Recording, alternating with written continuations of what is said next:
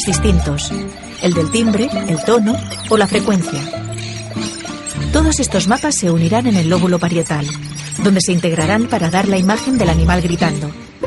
La información secundaria se perderá y esta nueva idea seguirá viajando hasta las áreas del lenguaje, donde el cerebro identificará al animal y le dará su nombre: la cotorra verde que grita. Si además esta imagen se compara con los cientos de cotorras verdes que hemos visto en nuestra vida, decidirá si su sonido nos resulta atractivo o irritante. Y es que las emociones son el último baño, el último mapa que necesitamos para saber cómo relacionar la realidad que nos rodea con quienes somos nosotros. La percepción del mundo depende de cómo lo procesamos. Por eso cada uno de nosotros es un ser diferente. Algunos aman ciertas obras de arte, mientras que a otros no les dicen nada. Ciertos símbolos nos emocionan y otros nos dejan indiferentes. Cada persona siente su entorno de una forma única e intransferible.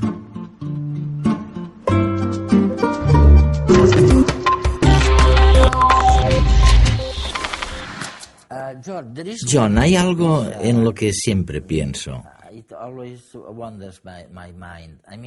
Pasas la mayor parte del tiempo observando patrones, mirando qué cambios se producen en el cerebro en patrones mentales concretos, ¿no? Sí. Cada pensamiento que tienes, como pensar que resuelves un cálculo complejo sobre algo que ocurrirá, un recuerdo sobre una pieza musical o una obra de arte que has visto o escuchado. Cada uno de estos pensamientos está codificado con un patrón específico de actividad cerebral. Y eso significa que cada vez que tienes ese pensamiento produces un patrón específico de actividad en el cerebro. Y lo puedes ver con un escáner. Con un escáner cerebral. Colocas a alguien en un escáner cerebral. Ese alguien tiene este pensamiento y tú puedes medir el patrón de actividad cerebral que acompaña a este pensamiento. Luego tiene otro pensamiento distinto y el patrón de actividad cerebral cambia. Ves un patrón distinto de actividad cerebral. Pero cuando le haces tener el primer pensamiento de nuevo, ves el mismo patrón de actividad cerebral que habías visto al principio. Es decir, los patrones de actividad cerebral son firmas. Del mismo modo que se puede usar una huella digital para identificar a un individuo, se puede usar este patrón especial de actividad cerebral para identificar un pensamiento que alguien tenga. Pero para ello necesitas técnicas estadísticas muy desarrolladas. Debes poder analizar los patrones de un modo muy sofisticado, lo que se lleva a cabo en un campo científico denominado reconocimiento de patrones o aprendizaje automático. Es un software parecido al que se utiliza para reconocer caras o huellas digitales y se puede aplicar también a los patrones de actividad cerebral. Permitimos que el ordenador lleve a cabo el reconocimiento de patrones. Dado que nuestros cerebros son muy buenos reconociendo patrones, somos realmente buenos, pero los patrones de actividad cerebral son demasiado complejos para que lo hagamos con los ojos, así que hacemos que un ordenador resuelva este problema. Es increíble, oye. ¿Qué hemos añadido al conocimiento de los detectores de mentiras, por ejemplo? Gracias a tu investigación deduzco que ahora sabemos más para interpretar la detección de mentiras de una manera más científica de como solíamos hacerlo, ¿no? Todos conocemos los antiguos detectores de mentiras por las películas. Se llaman polígrafos. Miden el ritmo cardíaco, los conductos dérmicos, es decir, básicamente miden cuánto sudas. En definitiva, miden tu nivel de excitación, de nerviosismo. Eso es. Así que, cuando alguien te hace preguntas, el polígrafo te puede decir tu nivel de nerviosismo al responderlas. El problema del polígrafo del antiguo detector de mentiras es que se puede manipular porque, por un lado, puedes estar nervioso, por ejemplo, por la situación experimental. Piensas, me está haciendo una prueba y si me equivoco, quizás yo tenga que ir a la cárcel 10 años. Por supuesto, es algo difícil. Te pones nervioso solo por la pregunta y otra cuestión es que las personas pueden manipular su nerviosismo. Por ejemplo, si flexionas los dedos de los pies o piensas en cosas que alteran, puedes aumentar tu nivel de nerviosismo y por lo tanto hacer que parezca que estás nervioso. El polígrafo, el detector de mentiras clásico, es muy poco fiable. La solución es: no trabajaremos la mentira con medidas periféricas o indirectas de la mentira.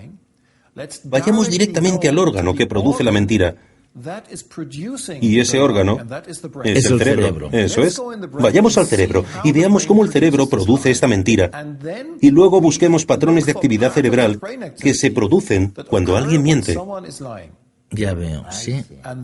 Y entonces enseñamos a un ordenador a reconocer los patrones de la actividad cerebral para ver si ese patrón de actividad cerebral tiene el mismo aspecto que cuando alguien miente o cuando cuenta la verdad.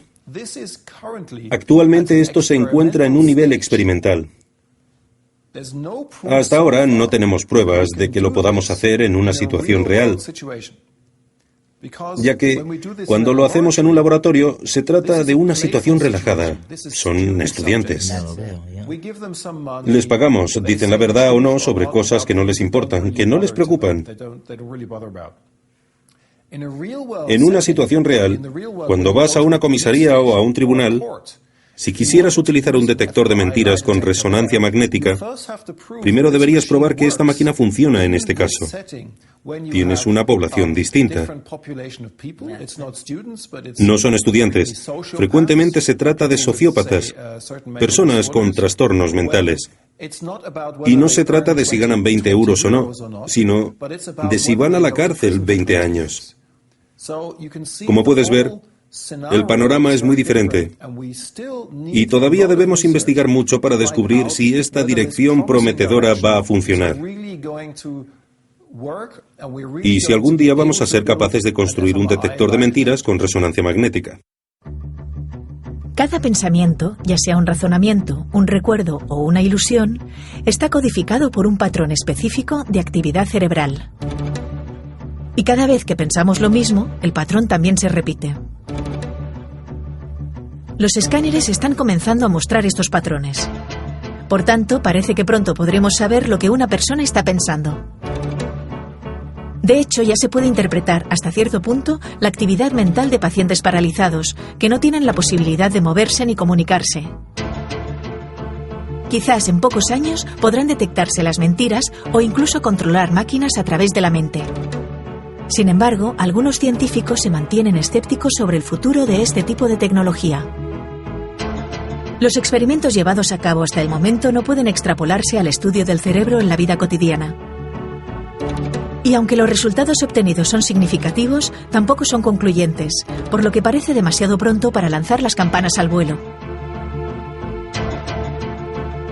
Finalmente, muchos cuestionan los métodos de neuroimagen en sí mismos.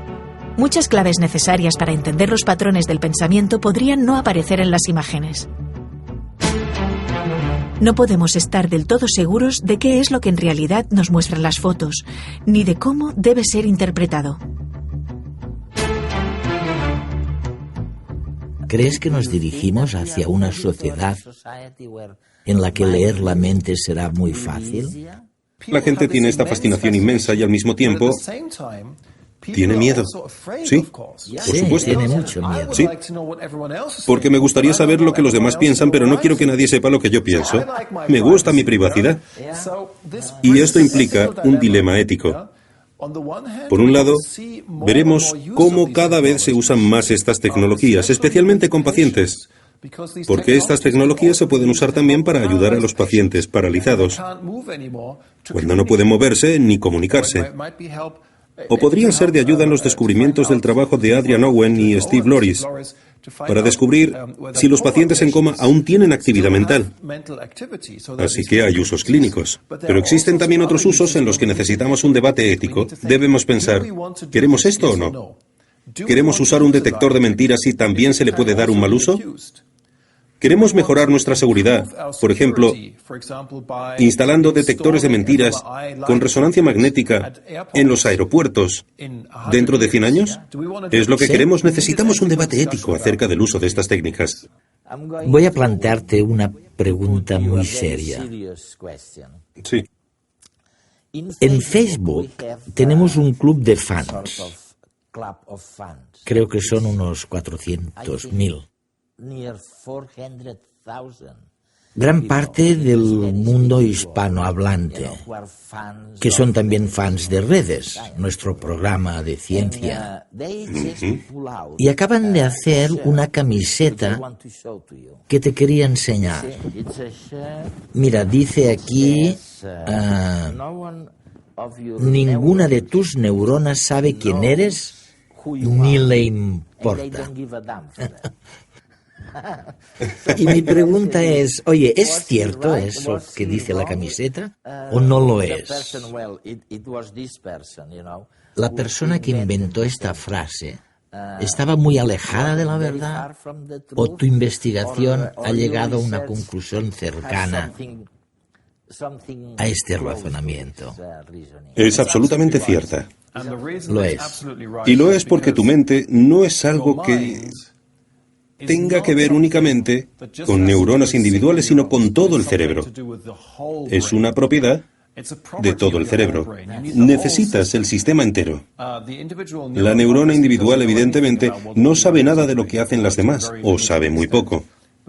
Pero tu mente, tus capacidades mentales son algo realizado por todo el cerebro, no solo por neuronas individuales. Así que estas no saben quién eres en realidad. No saben quiénes somos. Según nuestros conocimientos científicos actuales, podrías formular una pregunta a una neurona y ésta no sabría a qué cerebro pertenece. Y no le importa nada. Y no le importa.